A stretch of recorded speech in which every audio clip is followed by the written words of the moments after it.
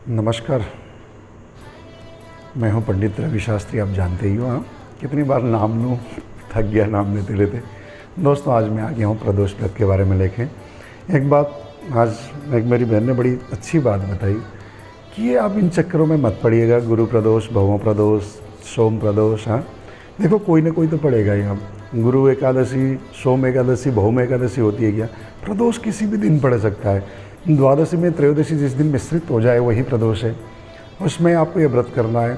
अलग अलग कहानियाँ मार्केट में चल पड़ी हैं, पर शास्त्र विधान के हिसाब से जो कहानी है आज मैं आपको बताता हूँ। यह प्रदोष व्रत चला बहुत प्राचीन काल से। कहते हैं कि एक पुराण के अनुसार कहते हैं भगवान इंद्र ने इस व्रत को पहली बार किया था। बाद में तो इतनी प्रचलित हुई कि सौभाग्य को प्राप्ति के लिए फिर इंद्राणी ने भी इस व्रत को किया। इंद्र की पत्नी ने, शची कहते हैं, तो उन्होंने भी इस व्रत को किया, जिससे वो बहुत फलीभूत हुआ। जिस कन्या की विवाह में दिक्कत आ रही है उसको यह व्रत करना चाहिए। भोलेनाथ जी की उपासना के लिए और सभी पुरुष लोग भी इस व्रत को कर सकते हैं। बहुत ही पुण्यदायक व्रत है और इसकी कहानी भी बहुत पौराणिक है। और व्रत कथा की कहानी जैसे आपने सुनी होगी, कहीं किसी मैया ने कुछ कह दिया, इसकी कहानी बड़ी विशेष है। जिस टाइम हम लोग गुरुकुल में थे, गुरुजी कहते थे कि भैया स्वर का अपराध नहीं होना चाहिए। बोले महाराज, स्वर के अपराध होने से क्या होता है?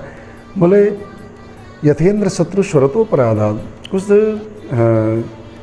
दैत्य बुद्धियात्मक ऋषि लोगों ने इंद्र के शत्रु प्रकट करने के लिए एक स्वर का अपराध किया था। इंद्र लिखते हैं तो छोटा इंद्र होता है, परंतु इंद्र करके मंत्र बोला था, यथेंद्र शत्रु।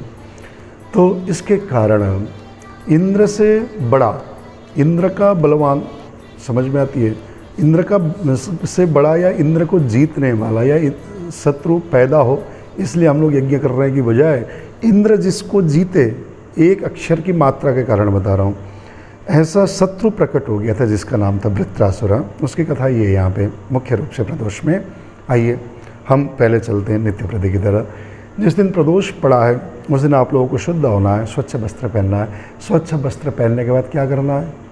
संकल्पित होना है। कुछ श्रृंगार का सामान आज तैयार कीजिए, माता पार्वती जी के लिए, कुछ भोलेनाथ जी के लिए भी तैयार कर लीजिए। क्रम वही है, दूध, दही, शहद, घी, बूरा, ठीक पहले ही बता चुका हूँ, सोमवार व्रत इत्यादि में। भोलेनाथ जी के पूजन का संपूर्ण सामान, माँ पार्वती जी के लिए कलावा, मेहंदी, चूड़ी, बिंदी, ये सब चीज़ें आप ले सकते हो, है ना। ये सब करके आपको क्या करना है? शिव मंदिर में जाना है। शिव मंदिर में जाइए और फल, दक्षिणा, मिष्ठान इत्यादि कुछ भी ले सकते हो, ठीक है। ये सब चीज़ लेके आप जाइए। भोलेनाथ जी, गणपति जी, इनसे आज्ञा मांगिए कि हमारा व्रत सफल करें।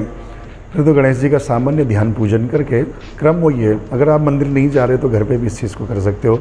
3 बार आचमन करना है, हाथ धोना है, फिर थोड़ा सा जल लेकर अपने ऊपर छींटा देना है, प्रार्थना करनी है, संकल्प करना है। संकल्प में फूल, जल, चावल, दक्षिणा लेकर भोलेनाथ जी से निवेदन करना कि आप हमारे प्रदोष व्रत को सफल कर दीजिए ना, ऐसा निवेदन कर दीजिएगा।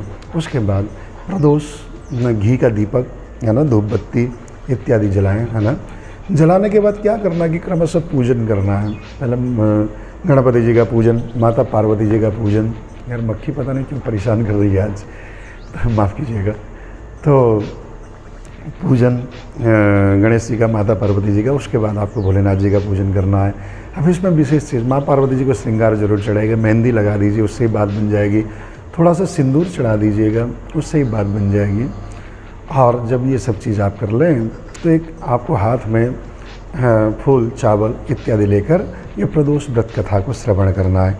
दोस्तों, मैं आपको एक चीज़ और बता रहा हूँ, आप थोड़ा सा नियम चेंज कर लो, ठीक है। कोई कहता है कि जी आपने तो 1 मिनट में ही आपने सब राड काट दिया।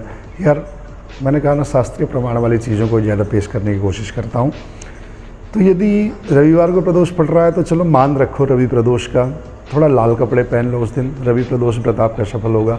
सोमवार को प्रदोष पड़ रहा है तो सोम प्रदोष वाले दिन भी आपको केवल क्या करना है, थोड़े से सफ़ेद कपड़े पहन लो थोड़ा बहुत। और मंगल को पड़ रहा है तो हल्के से सिंदूरिया लाल। बुध को पड़ रहा है प्रदोष, हरे कपड़े पहन लो, थोड़े से अलग अलग पहनो। बृहस्पतिवार को पड़ रहा है तो पीले कपड़े पहनकर पूजा करो। शुक्रवार को पड़ रहा है गुलाबी, क्रीम, थोड़े सफ़ेद, इसको पहन लो। शनिवार को काले, नीले, navy blue, sky blue, black, light, है ना, मल्टी कलर जिसमें ब्लैक आ रहा हो थोड़ा बहुत, वो पहन लो। इस तरीके से हर बारका प्रदोष की मान्यता भी हो जाएगी।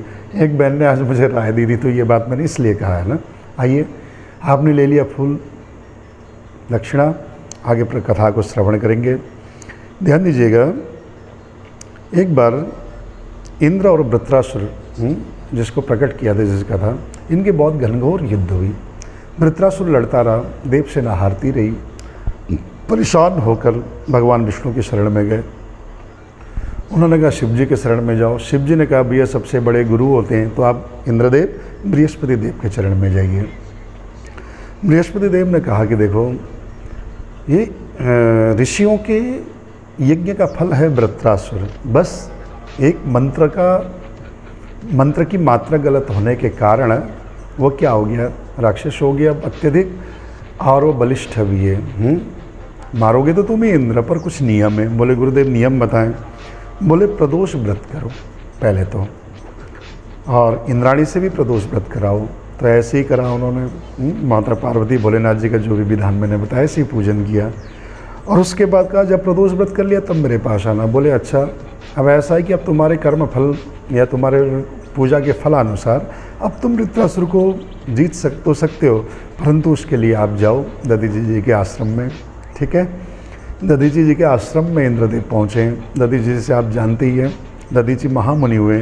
उन्होंने कहा कि महाराज, बृहस्पति देव के ही कहने से है ना, कि दधीची के अस्थि से वज्र बनाना था। बहुत ऋषि मुनि बहुत त्यागी हैं।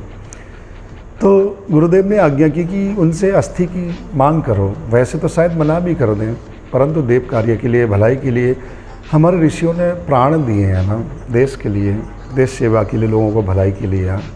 जो प्राण दे वही सच्चा देशभक्त। तो जैसे गए तो उन्होंने कहा कि देवेंद्र, मैं परोपकार के लिए कुछ भी कर सकता हूँ। योग बल से भोलेनाथ जी का ध्यान करके दधीची ने प्राण छोड़े, तो उनकी अस्थि लेकर इंद्रदेव आए, उससे वज्र बनाया। और वज्र बनाने के बाद उस वृत्रासुर के साथ घमासान युद्ध किया। उसके बाद वृत्रासुर को मार दिया गया, है ना। तो यह इतना बड़ा शत्रु भी प्रदोष व्रत के कारण मर सकता है, तो इसकी बहुत बड़ी महिमा है। हाँ, यही मुख्य रूप से प्रदोष व्रत की कथा है। ध्यान दीजिएगा। तो इस कथा को श्रवण करना है।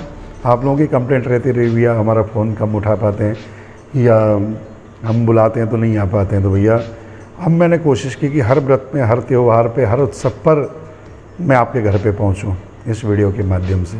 तो पहुंच रहा हूं काफ़ी, और पहुंचूंगा आगे। पूरे साल भर के व्रत इत्यादि भी कैसे करने उसको भी लेके आऊँगा। एक एकादशी को छोड़ के 26 एकादशी, 24 12 महीने की और 2 अधिक मास की, तो बड़ी लंबा प्रोसेस लग रहा है। अलग अलग कहानियाँ हैं सब एकादशी की। तो कोशिश करूँगा पर साल भर के और पड़ने वाले त्यौहार की पहली वीडियो में बनाऊँ। तो प्रदोष व्रत की कहानी यही है। इसके बाद जो आपके पास है वो शिव जी के चरण में चढ़ाएं, आरती करें। आरती के लिए जो पहले ही आपने दीपक जला रखा वो भी चल जाएगा, कपूर से भी आरती कर सकते हैं। जलाइए और आरती करते हैं भोलेनाथ जी की। इन्हीं की आरती होती है। माता पार्वती जी को पहले, गणेश जी को पहले, फिर माता पार्वती जी को प्रणाम करें आरती दिखाते हुए, और उसके बाद भोलेनाथ जी की आरती में आइए सम्मिलित होते हैं। ओम जय शिव ओमकारा, बोले हर शिव ओमकारा, ब्रह्मा विष्णु सदाशिव अर्धांगी धारा। ओम हर हर महादेव। हे कानन चतुरानन पंचानन राजे, हंसासन गरुड़ासन वृषभान साजे। ओम हर हर महादेव। 2 भुज 4 चतुर्भुज 10 भुज ते सोए, 3 रूप निरखता त्रिभुवन जन्म होए। ओम हर हर महादेव। अक्षमाला वनमाला रुंडमाला धारी, चंदन मृगमदलेपन भोले शुभकारी। ओम हर हर महादेव।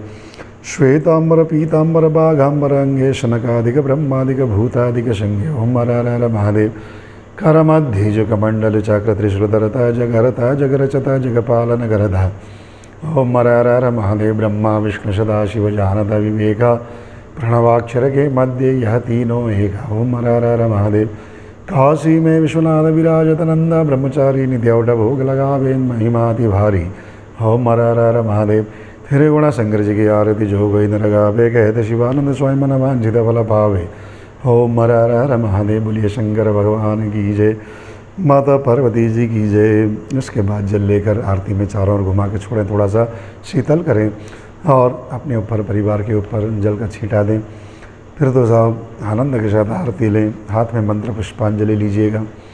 नाना सुगंध पुष्पाणि यथा कालोद्भवानि च, पुष्पांजलिर्मया दत्तम गृहाण परमेश्वर। पुष्पांजलि भोलेनाथ जी को समर्पित करें। माता जी से सौभाग्यता का वरदान लें। यदि विवाह कार्य के लिए आप प्रार्थना कर रहे तो माँ पार्वती से प्रार्थना करें कि शीघ्र आपके जैसा अखंड पति हमें मिले। फिर तो पुष्पांजलि लेकर पुष्प अर्पित कर दिया। थोड़ा सा आसन के नीचे जल छोड़ें, शक्राय नमः करते हुए माथे पर लगाएं, प्रणाम करें, परिक्रमा करें, दंडवत करें। उसके बाद साहब संध्याकालीन समय पर है ना भोलेनाथ जी को दीपक जलाकर उसके बाद आरती भी कर सकते हैं। करके फिर संध्याकालीन समय में व्रत खोलें। भोलेनाथ आप सबकी मनोकामना पूर्ण करें। इसी के साथ कोशिश कर रहा हूँ मैं कि शॉर्टली आप लोग सब समझ जाएं और कम से कम पूजा सामग्री से कम समय में सब कुछ आप इजीली प्राप्त कर सको। मेरा वीडियो के ध्येय भी यही है, मैं उपाय भी ऐसे ही बताता हूँ, इसीलिए शायद मैं विख्यात हूँ। अपनी तारीफ अपने आप कर रहा हूँ। धन्यवाद। इसी के साथ आज के लिए विदा। बोलो शंकर भगवान की जय।